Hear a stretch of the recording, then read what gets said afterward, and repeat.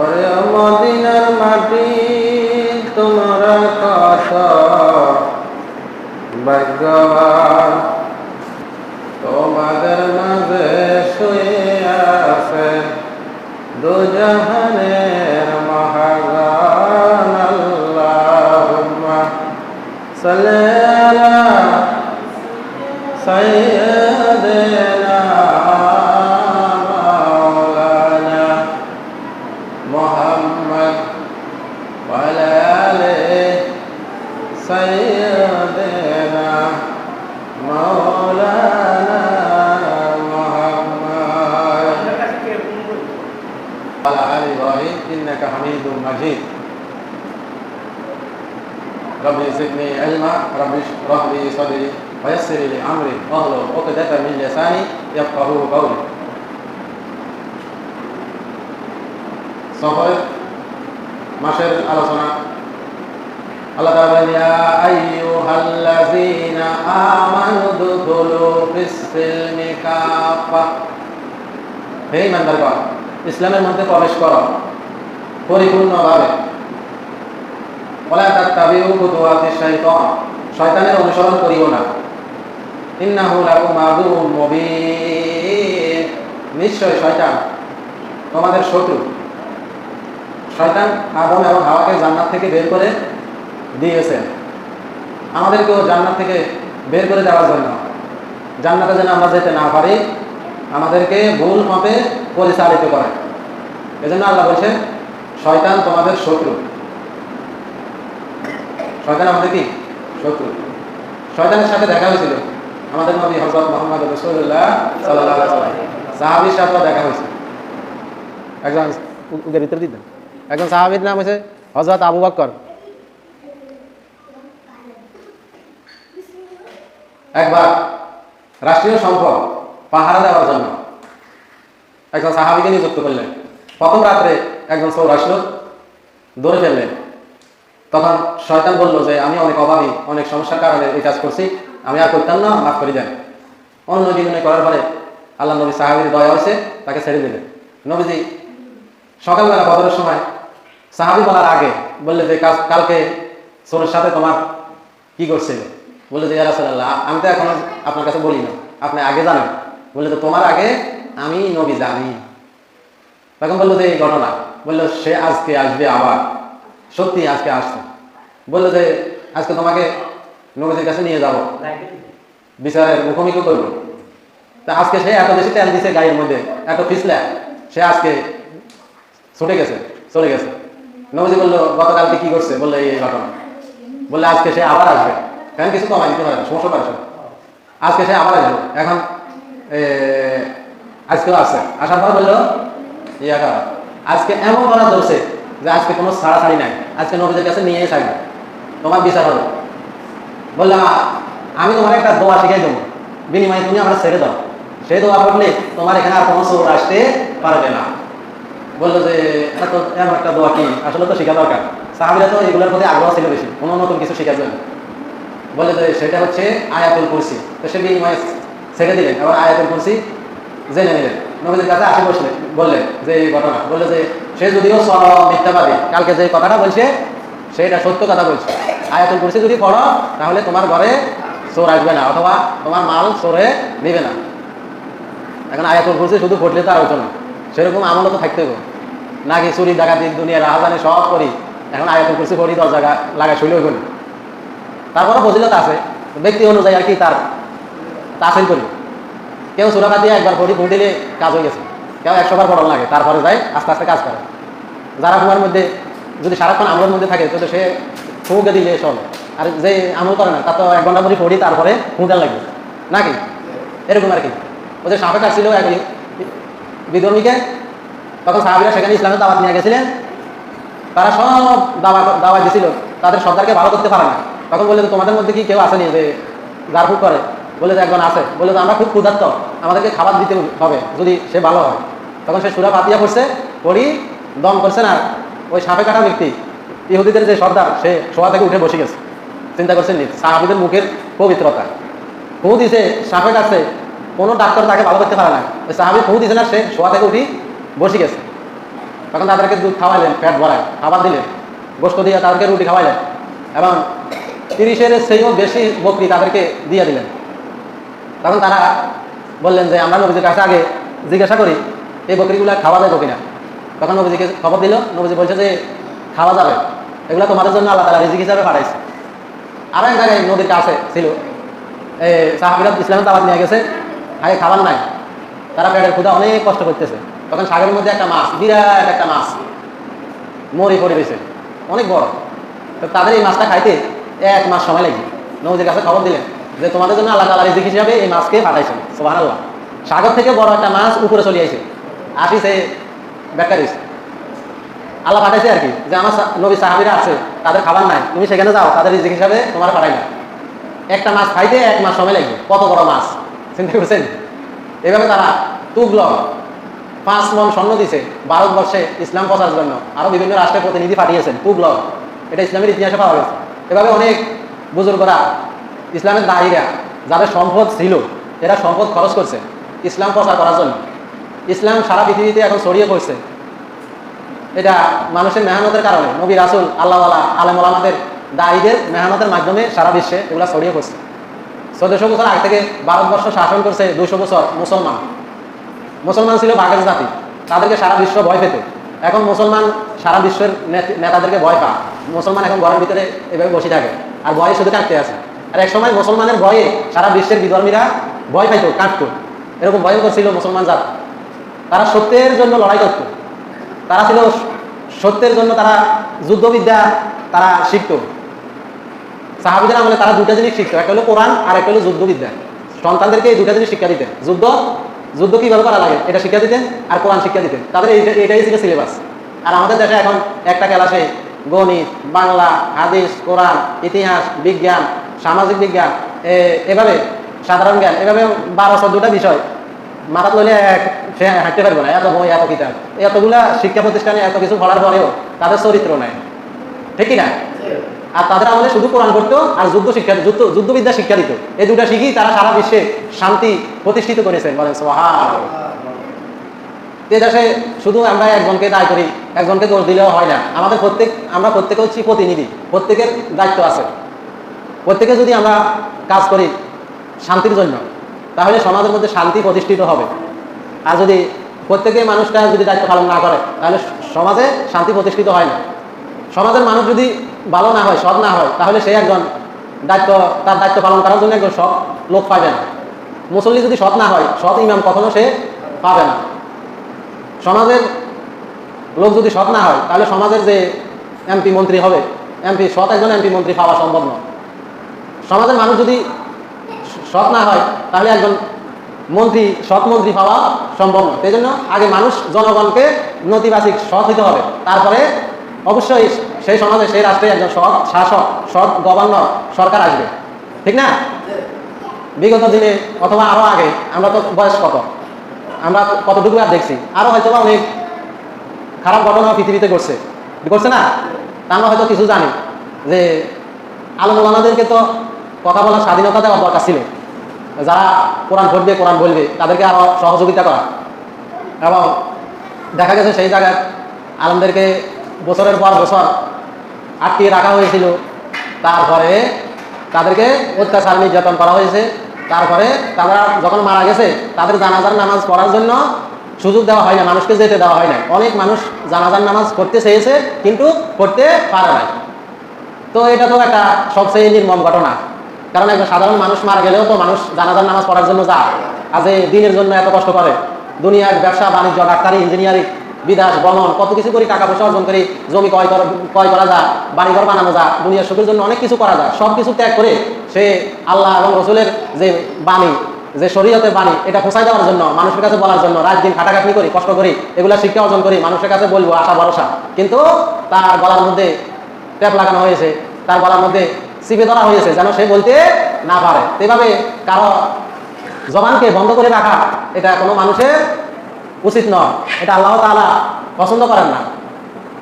আল্লাহ তাআলা বলেন, ইন্নাল্লাযীনা ইয়াকফুরুনা বিআয়াতিল্লাহি ওয়া ইয়াকতুলুনান নাবিয়্যিনা বিগাইরি হাক্কিন ويقتلون الذين يأمرون بالقسط فبشرهم بعذاب عليم আল্লাহু আকবার।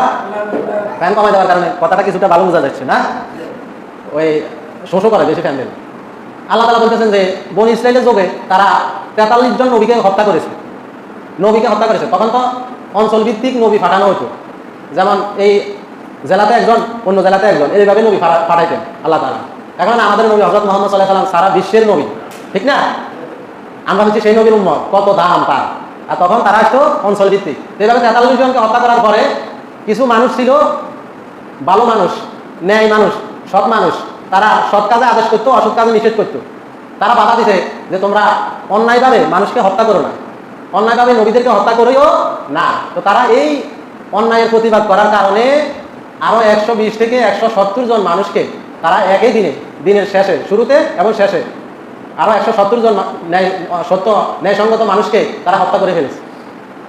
তখন এই কথাগুলা আল্লাহ রাসূল সাল্লাল্লাহু আলাইহি ওয়াসাল্লামের সামনে যখন পেশ করা হলো, তখন আল্লাহ তাআলা কোরআনের আয়াত নাযিল করলেন যে ইন্নাল্লাযীনা ইয়াকুলুনা বিআয়াতিল্লাহি ওয়া ইয়াকুলুনা আন-নাবিয়্যিনা বিগাইরি হাক্কিন ওয়া ইয়াকুলুনা আল্লাযীনা ইয়ামুরুনা বিল কিসতি ফাবাশশিরহুম বিআযাবিন আলীম। যারা আল্লাহর আয়াতকে অস্বীকার করে, নিদর্শনকে অস্বীকার করে, আল্লাহকে অস্বীকার করে এবং নবীদেরকে হত্যা করে, ন্যায়সঙ্গত মানুষকে হত্যা করে, যারা নেককার লোক, সৎ লোক, সৎ কাজে আদেশ অসৎ কাজে নিষেধ করে, এমন লোককে যারা হত্যা করে তাদেরকে সুসংবাদ দেন ফাবাশশিরহুম বিআযাবিন আলীম, দুনিয়ার শাস্তি তাদের জন্য শেষ নয়।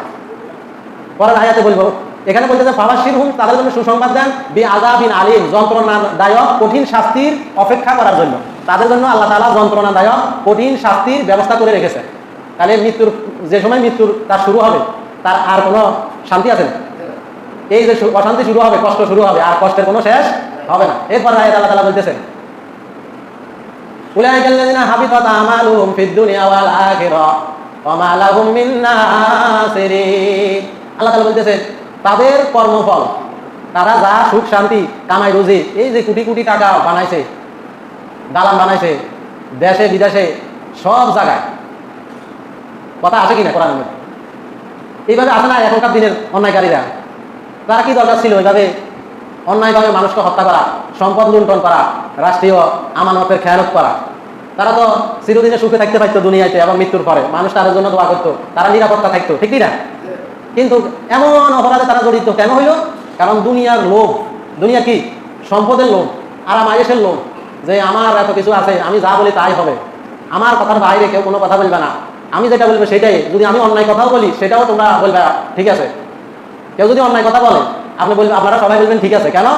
তার এখন ক্ষমতা আছে, সে আমাদেরকে আক্রমণ করবে, শাস্তি দিবে, এটা যদিও ঠিক না, কিন্তু আমরা ভয়ে বলতেছি কি ঠিক আছে, ঠিক আছে, এরকম বলে না? তো এই বলার কারণ হচ্ছে তাদেরকে এইভাবে ফেরাউন তার রাজ্যের মানুষকে ভয়ের মধ্যে রাখতেন, যে আমি যা বলি তোমরা তাই বলবা ঠিক, আমি যদি বলি আমার ইবাদত করো, আমার দাসত্ব করো, আমি আল্লাহ, তোমরা বলবা ঠিক আছে, এরকম বলতো না? কারণে 700 বছর রাজত্ব করছে না, তো সে আসেনি এখন। তো এই কথাগুলো থেকে আমাদেরকে শিক্ষণীয় আছে, আমাদের শিখতে হবে যে আসলে দুনিয়ার জীবনে আল্লাহ তাআলা মানুষকে আশরাফুল মাখলুকাত বানাইছে, মানুষ সর্বশ্রেষ্ঠ জীব। আল্লাহুম্মা সাল্লি আলা সাইয়্যিদিনা মাওলানা মুহাম্মদ ওয়া আলা আলি সাইয়্যিদিনা মাওলানা মুহাম্মদ। তাহলে যারা অন্যায় করবে, অন্যায় পথে চলবো, তাদের দুনিয়ার সম্পদ, তাদের যে কর্মফল সবকিছু নিষ্ফল করে দিবেন আল্লাহ তাআলা, নষ্ট করে দিবেন, বিনষ্ট করে দিবেন ইহকালে এবং পরকালে। কে বলছেন? আল্লাহ বলছেন 21 এবং 22 নম্বর আয়াত সূরা আল ইমরানে। এখন আমরা এই কথা বলছি, কি অপরাধ হয়েছে? আমি বলছি না, আল্লাহ বলছেন। এরপর বলছেন ওয়া মা লাহুম মিন নাসিরিন, তাদের কোনো সাহায্যকারী নাই, তাদের কোনো সাহায্যকারী থাকবে না। আসলে তো সত্য, মৃত্যুর আগ মুহূর্তে দুনিয়ার কোনো মানুষ তার সাহায্য করতে পারে? সে যে কর্ম করছে সেই কর্মের উপরেই তো তার সুখ শান্তি, ঠিক না? এই জন্য আল্লাহ বলতেছেন ওয়া মা লাহুম মিন নাসিরিন, তাদের কোনো সাহায্যকারী নাই, তাদের কোনো সাহায্যকারী থাকবে না আল্লাহর পক্ষ থেকে, তাদের কোনো সাহায্যকারী নাই। তাদেরকে কে বাঁচাইবে? কে তাদেরকে বাঁচাইবে সেদিন, যেদিন আল্লাহ তাদেরকে শাস্তি দিবেন ইহকালে এবং পরকালে। আল্লাহ বলছেন ইহকালে শাস্তি দিবেন এবং পরকালেও শাস্তি দিবেন। চিন্তা করেন, আমরা মুসলিম, আল্লাহ রাসূল সাল্লাল্লাহু আলাইহি ওয়াসাল্লাম বলেছেন যে আল মুসলিমু মান সালিম আল মুসলিমুনা মিন লিসানি ওয়া ইয়াদিহি, মুসলমানের ভাই, মুসলমানের কাছে নিরাপদ।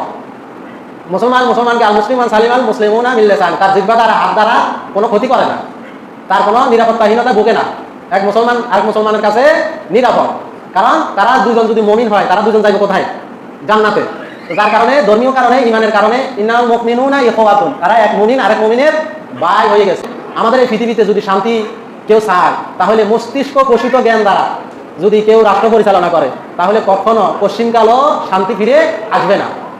মানুষের মস্তিষ্ক পোষিত পঞ্চ ইন্দ্রিয় দ্বারা সেই ধারণা দিয়া অনুভূতি দিয়া যদি কেউ রাষ্ট্র পরিচালনা করা তাহলে সেই সমাজে কোনো পরিপূর্ণ শান্তি নিরাপত্তা আসবে না। শুধু একমাত্র শান্তি এবং নিরাপত্তা এক জায়গায় আসবে, সেটা হচ্ছে আল্লাহর আইন মতে যদি মানুষ চলে, রাষ্ট্র চলে। সেটা হচ্ছে কি আল্লাযীনা ইমাক্কানাহুম ফিল আরদ আকামুস সালাত ওয়া আতাজ যাকাত ওয়া আমারু বিল মারুফি ওয়া নাহাউ আনিল মুনকার। যাকে আল্লাহ ক্ষমতা দিবেন, শক্তি দিবেন, সে যেন সমাজের মধ্যে নামাজ কায়েম করে, যাকাত কায়েম করে এবং সৎ কাজে আদেশ করে, অসৎ কাজে নিষেধ করে। এই চারটা করলে সেই সমাজের মধ্যে শান্তি ফিরিয়ে আসবো। শিক্ষা, চিকিৎসা, বাসস্থান, অন্ন, বস্ত্র এগুলো সবকিছু নিশ্চিত করবো জনগণের রাষ্ট্রীয়ভাবে। তখন সমাজের মধ্যে আর কোনো চোখ থাকতো না, কোনো রাহাজানি, টেন্ডারবাজি, কোনো অশান্তি, চুরি, ডাকাতি, মারামারি কিছুই থাকবে না। সবাই সবার জন্য দোয়া করবো, সবাই শান্তিতে থাকবো, বসবাস করবো। মৃত্যুর পরে আল্লাহ তাআলা তাদেরকে চিরস্থায়ী সুখের জান্নাত দান করবেন, বলেন সুবহানাল্লাহ। আজকে আমরা দুনিয়ার এই সামান্য লোভে পড়ি, আমরা ভুল পথে পরিচালিত হচ্ছি। সামান্য এই দুনিয়ার সম্পদের লোভে পড়ি, একজন আরেকজনকে মেরে ফেলি, একজন আরেকজনকে হত্যা করি। অথচ আল্লাহ রাসূল সাল্লাল্লাহু আলাইহি ওয়াসাল্লাম বলছেন, কেউ যদি অন্যায়ভাবে কাউকে হত্যা করেন তাহলে সে যেন সারা পৃথিবীর মানুষকে হত্যা করি। এবং কেউ যদি অন্যায়ভাবে কাউকে হত্যা করে তাহলে সে যেন আদম আলাইহিস সালামের দুই ছেলে যে এক ভাই আরেক ভাইকে হত্যা করছে, যে সমপরিমাণ গুনাহ হয়েছে, ওই সমপরিমাণ গুনাহ ওই আদম আলাইহিস ছেলে ওই সর্বপ্রথম যে হত্যাকারী তার আমলনামায় লিখা হবে এবং যে হত্যা করেছে তার আমলনামায়ও লিখা হবে। তো এইভাবে কেউ যদি অন্যায় পথে চলে, অন্যায়ভাবে কাউকে মারে, অন্যায়ভাবে কাউকে কষ্ট দেয়, তাহলে সে দুনিয়াতেও কষ্ট পাবে, পরকালেও কষ্ট পাবে, একদিন আগে আর পরে। এজন্য আমাদেরকে শান্তির জন্য আল্লাহর দিকে ফিরে আসতে হবে, আল্লাহর কোরআনের দিকে, শরীয়তের দিকে। আমাদেরকে শরীয়ত বাস্তবায়ন করতে পারলে আমাদের সব কিছুর নিরাপত্তা হবে। সুলাইমান আলাইহিস সালামের যুগে ছিল জিন জাতি। সুলাইমানের কথা মতে সব পশু পাখি মানুষ যত প্রাণী ছিল সবাই তার কথা মতো চলত। একদিন তো তিনি জিনদেরকে কাজ করাইছেন, জিনদেরকে দিয়া একদিন তিনি একটা ঘর বানাইলেন। ঘর বানায় একটা লাঠির মধ্যে বদ দিয়ে দাঁড়ায় রয়েছে, আর জিনদেরকে বলে বিরাট একটা তাদেরকে কাজের দায়িত্ব দিলেন, যে কাজ করতে অনেক বছর সময় লাগবে। জিনেরা শুধু তাকে জ্বালাইতো কাজ দেওয়ার জন্য। তখন তিনি বড় একটা কাজ দিয়ে দিলেন, যেটা করতে 1000 বছর লাগবে। তারা বছরের পর বছর কাজ করতে আছে, সবাই তো দেখতে আছে সুলাইমান দাঁড়ায় রয়েছে, দেখতে আছে, কাজে কোনো ফাঁকি দেওয়া যাবে না। জিনদের কাজ ছিল সুলাইমান না থাকলে তারা কাজে ফাঁকি দিত। তো এইভাবে যখন দেখতে দাঁড়ায় রয়েছে কাজ করতে করতে, তারা তার হুঁশ নাই, হাই সুলাইমান তো সামনে দাঁড়ায় রয়েছে, অথচ অনেক বছর আগে সুলাইমান মারা গেছে। এখন তখন উই ফুকা ওই যে গুনে খায়, এটা কি ফুকা কর, গুড়ি পোকা, এরা খায়। লাঠি যখন খাইছে, দপস করে যখন পড়ে গেছে, তখন হাই এত বছরের পর বছর গান ধরাইতে এত কষ্ট করলে। সুলাইমান তো মারা গেছে বহুত আগে, আর আমরা কষ্ট করতে আছি, সুলাইমান দাঁড়া গেছে। তাহলে জিনেরা কি গায়েবের খবর জানেনি? এই যে সুলাইমান আলাইহিস সালাম মারা গেছে, জিনে জানছিনি, জিনেরাও জানে না। গায়েবের খবর জানে কে? আল্লাহ তাআলা, আলিমুল গায়বি ওয়াশ শাহাদা হুয়ার রহমানুর রহিম। রহমান যিনি, তিনি সবকিছু গায়েবের খবর জানেন। আমাদের চোখের সামনে যেটা দেখি আমরা এটাই তো জানি, এটাই তো দেখি। আমরা অদৃশ্য কিছু বুঝতে পারিনি, গায়েব জানিনি। সাগরের নিচে কি আছে, আসমানের উপরে কি আছে, হ্যাঁ মাটির তলায় কি আছে, এগুলা আল্লাহ তাআলাই ভালো জানে। অদৃশ্য অনেক কিছু আছে যেটা আল্লাহ তাআলা জানে। তো তখনকার দিনের 40,000 জিন একটা কূপের মধ্যে তারা দখল করছে। সুলাইমান আলাইহিস সালামের অবাধ্য হইয়া তারা সেখানে অবস্থান করছে। বছরের পর বছর যাওয়ার পরে তারা সেখানে অন্যায়ভাবে মানুষকে মারতো, অন্যায় আচরণ করতো। এভাবে চলতে চলতে একদিন দেখা গেল রাসূল সাল্লাল্লাহু আলাইহি ওয়াসাল্লামের আমলে এসে সাহাবীরা বলল যে ইয়া রাসূলুল্লাহ, এখানে একটা কূপ আছে যেখানে মানুষ গেলে অন্যায়ভাবে তারা হত্যা করে ফেলে, তারা অন্যায় আচরণ করে, জিন, এখানে অনেক জিন আছে। কেউ সেখান থেকে কূপ থেকে পানি নেওয়ার জন্য গেলে তাকে মেরে ফেলে। তখন একজন সাহাবীকে রাসূল সাল্লাল্লাহু আলাইহি ওয়াসাল্লাম পাঠিয়ে দিলেন। পাঠানোর পরে ওই সাহাবীকে তিনি নির্মমভাবে হত্যা করে এক পাশে ফেলে রাখলেন। তখন নবীজির কাছে আসি বললেন যে ইয়া রাসূলুল্লাহ, আপনার একজন সাহাবীকে এভাবে নির্মমভাবে হত্যা করে ফেলে রেখেছে। তখন বলল, জিনদের এত সাহস, আমার সাহাবীদেরকে তারা হত্যা করে। তখন তিনি আরো সাহাবী প্রেরণ করার জন্য চেষ্টা করলেন। তখন জিবরাইল ফেরেশতা আসি উপস্থিত, বলল যে ইয়া রাসূলুল্লাহ, আপনি এভাবে যত মানুষ সাহাবী পাঠাবেন সবাইকে জিনেরা হত্যা করে ফেলবে, আপনি একজন শেরে খোদা হযরত আলীকে পাঠান, এই একজনে পারবে তাদেরকে পরাজিত করতে। চিন্তা করছেন শেরে খোদা কাকে বলে? যার সারা পৃথিবীতে 100 ক্ষমতা দিছে, আর শেরে খোদারে দিছে কত? 100। এই শেরে খোদা হযরত আলী গেলে 40,000 জিনের সাথে সে লড়বে, যুদ্ধ করবে, আর বিজয় ছিনিয়ে আনবে। তার নাম কি? কাররামাল্লাহু হযরত আলী রাদিয়াল্লাহু তাআলা আনহু, শেরে খোদা হযরত আলী। জিবরাইল আলাইহিস সালাম বললেন যে আপনি হযরত আলীকে কয়েকজন সাহাবী নিয়ে সেখানে পাঠান। হযরত আলী সহ গেলেন। বললো যে হযরত আলীকে বললেন যে তুমি প্রথমে তাদেরকে ইসলামের দাওয়াত দিবে, এরপরে আমার কথা বলবে যে তারা যেন অন্যায়ভাবে কাউকে হত্যা না করে এবং যেন অন্যায় থেকে বেরিয়ে আসে, শান্তির পথে ফিরে আসে, ইসলাম গ্রহণ করে। তখন এইভাবে দাওয়াত দেওয়ার পরে তারা কিছুই গ্রহণ করলো না, তারা হযরত আলীর সাথে যুদ্ধ অবতীর্ণ হলেন। এক পর্যায়ে হযরত আলী রাদিয়াল্লাহু আনহু যুদ্ধ করলেন এবং কোরআন তেলাওয়াত করলেন। তখন তাদের গায়ে আগুন ধরে গেল, তারা গুহার ভিতরে ঢুকে গেলেন। হযরত আলী রাদিয়াল্লাহু তাআলা আনহু গুহার একবারে নিচে সেখানে গেলেন একা, সেখানে গিয়া যখন গেলেন তখন এই 40,000 জিন তাকে ঘেরাও করলো এবং হযরত আলীর সাথে যুদ্ধ অবতীর্ণ হলো। হযরত আলী রাদিয়াল্লাহু তাআলা আনহু 20,000 জিনকে সেখানে জাহান্নামে পাঠিয়ে দিলেন, হত্যা করে ফেললেন। আর 20,000 যারা ছিল তারা দেখলো যে তাদের তো সব মারা যাইতেছে, তখন হযরত আলী রাদিয়াল্লাহু তাআলা আনহুর কাছে সালান্ডার করলেন যে আমরা বুঝতে পারছি তুমি হচ্ছে শেরে খোদা হযরত আলী আর নবী মুহাম্মদ সাল্লাল্লাহু আলাইহি ওয়াসাল্লাম সত্যি নবী, আমরা এতক্ষণ ভুল করছি, বুঝতে পারি নাই, সুতরাং তুমি আমাদেরকে মুসলমান বানাও, আমরা আর অন্যায় কাজ করব না। এরপর নবীজির সেই আমলে জিনেরা আকাশের মধ্যে উঠতেন, সেখানে উঠে ফেরেশতাদের বিভিন্ন খবরাখবর, গোপন খবরাখবর সংগ্রহ করে নিয়ে আসতেন, দুনিয়ার মানুষের কাছে বলতেন। তখন হুবহু তাদের কথা মিলে যেত, তখন মানুষ মনে করতো যে জিনেরাও গায়েব জানে, কিন্তু তারা আসমানে গিয়া ফেরেশতার কথা শুনি সেখান থেকে কিছু গোপন খবর নিয়ে আসতেন। তখন নবীজির দুনিয়াতে আসার পরে আল্লাহ তাআলা সেই দরজাগুলো বন্ধ করে দিলেন এবং উল্টা পিন্ডু সেখানে রাখলেন। জিনেরা ওই কথা, গোপন কথা শোনার জন্য সেখানে গেলে সাথে সাথে উল্টা পিন্ডু আসি তাদেরকে আক্রমণ করে, আঘাত করে। তখন জিনেরা বললো পৃথিবীতে এমন কোনো একটা ঘটনা ঘটছে যার কারণে আমরা সেখান পর্যন্ত বুঝতে পারি না, উল্টা পিন্ডু আসি আমাদেরকে আঘাত করে, তোমরা দেখো কোনোখানে কি করছে কিনা। তখন যে তারা সব জায়গায় ছড়িয়ে পড়লেন, গিয়া দেখলেন যে মক্কা নগরীতে হযরত মুহাম্মদ সাল্লাল্লাহু আলাইহি ওয়াসাল্লাম সেদ্ধ অবস্থা আছে। তখন তারা খবর দিল যে একজন নবীর আগমন ঘটেছে, তার নাম হচ্ছে হযরত মুহাম্মদুর রাসূলুল্লাহ সাল্লাল্লাহু আলাইহি ওয়াসাল্লাম, তার উপরে কোরআন নাযিল হচ্ছে কুল উহিয়া ইলাইয়া আন্নাহু ইসতামা নাফারুম মিনাল জিন্নি ওয়া ক্বালু ইন্না সামি'না কুরআনান আজাবা। সেখানে দ্বীনের একটা দল উপস্থিত হইয়া তারা একটা আজাবা, এমন এক কোরআনের আওয়াজ তারা শুনতে পেলেন যেটা ইতিপূর্বে তারা কখনোই শুনেন না। নাফারুন অর্থ হচ্ছে দল, জিনদের একটা দল নবীজির সেই মক্কা নগরীতে আগমন করলেন এবং নবীজির নামাজ অবস্থা কোরআন তেলাওয়াত শুনলেন এবং বললেন ইয়া রাসূলুল্লাহ, আমরা আগে আসমানে গিয়া ফেরেশতাদের গোপন খবর নিয়ে আসতাম, এখন সেখানে আমাদের উল্টা কিন্তু মারা হয়, আমরা সেখানে কিন্তু বুঝতে পারি না, আমরা তালাশ করে এখন আপনার সন্ধান পেলাম, আপনি বলেন এত সুন্দর কোরআন তেলাওয়াত এই কাটা আপনি কোথায় পেলেন? বললো যে আমি হচ্ছি নবী, আল্লাহর পক্ষ থেকে রাসূল হিসেবে দুনিয়াতে আগমন করেছি শরীয়ত নিয়ে তোমাদের শান্তির জন্য, আল্লাহ তাআলা আমাকে পাঠিয়েছেন, সুতরাং তোমরা ইসলাম গ্রহণ করো। তখন তারা বললো যে আন্নাহু ইসতামা ফাকালু ইন্না সামি'না কুরআনান আজাবা, এমন এক আজীব শব্দ শুনেছি কানের মধ্যে, এমন এক সুন্দর তেলাওয়াত শুনেছি যেটা দুনিয়ার কোনো মানুষ পারে না, এটা সত্যি আল্লাহর পক্ষ থেকে কোরআন নাযিল হয়েছে এবং আপনি যে নবী এতে কোনো সন্দেহ নাই, আমরা মুসলিম হয়ে গেলাম, লা ইলাহা ইল্লাল্লাহু মুহাম্মাদুর রাসূলুল্লাহ সাল্লাল্লাহু আলাইহি ওয়াসাল্লাম। যখন মানুষ রাসূল সাল্লাল্লাহু আলাইহি ওয়াসাল্লামকে রক্তাক্ত করেছে, মারছে, তখন এই অবস্থাতে নবীজি সেজদা গেলেন এবং তিনি নামাজ আদায় করলেন, তিনি দাঁড়িয়ে কোরআন তেলাওয়াত করলেন, তখন জিনদের একটা বড় দল নবীজির উপরে ঈমান এনে মুসলিম হয়েছে, বলেন সুবহানাল্লাহ। এই সারা বিশ্বে এখন জিনদের মধ্যে মুসলিম আছে, আমাদের নবীর উম্মত আছে, বলেন সুবহানাল্লাহ। তাহলে জিনদের মধ্যেও মুসলমান আছে, আছে কিনা? আবার বিধর্মীয় আছে, ইহুদি খ্রিস্টানও আছে, আর মুসলমানদের মধ্যে আবার ফাসিক আছে, মুনাফিক আছে, ফুজ্জার আছে, কাফের আছে, আছে না? এদের কারণে যত অশান্তি, যত সমস্যা, ঠিক না? প্রকৃত বিশ্বাসী সত্যিকারের ইমানদার ইমান থাকে কোথায়? ইমান থাকে কোথায়? এই কলকের মধ্যে, বুকের ভিতরে। কেউ আপনার পাশে বসে রয়েছে, আপনি দেখেননি তার অন্তরে কি আছে, কি চলতেছে, হ্যাঁ? সে কি মন্তব্য করছে, কতটুকু বুঝে, কি ধারণা করছে? দূর থেকে আপনি ইসলামকে কখনো বুঝতে পারবেন না, আপনি আগে নিজে নিজে বুঝেন, শুনেন এবং লেখেন, দেখেন, এভাবে আপনি শিখেন, তখন আপনি বুঝতে পারবেন যে দিন হচ্ছে আল্লাহর পক্ষ থেকে মনোনীত ইসলাম, এটা শান্তির ধর্ম, এটার উপরে আসলে দুনিয়াতে শান্তি প্রতিষ্ঠিত হবে। আল্লাহ তাআলা আমাদেরকে বোঝার তৌফিক দান করুন, সবাই বলেন আমিন। আসসালামু আলাইকুম। শান্তি জীবনে নামাজ হবে, এশার নামাজের পরে, হ্যাঁ, এশার নামাজের পরে সব দিয়ে শান্তি পরিবার করে শান্তি না গেছে, এই নামাজের বাইরে এশার নামাজের পরে